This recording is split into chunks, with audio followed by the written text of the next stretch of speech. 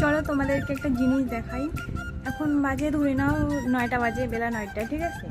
তো এখন সাধারণত বাড়ির ছাগলগুলো কি করে, সকালে উঠে তারপর ঘাস খায়, এদিক ওদিক ঘুরে। কিন্তু আমাদেরটা কি করছে তোমাদের এখনই দেখাচ্ছি। হচ্ছে এই যে দেখতেই পারছো কিভাবে শুয়ে আছে। বেলা এখন সকাল 9টা বাজে। তো এখন সাধারণত খাইতে যাবে, একটু ঘোরাফেরা করবে। সারা রাত কি করছে, সারা রাত কি ঘুমায় নেই?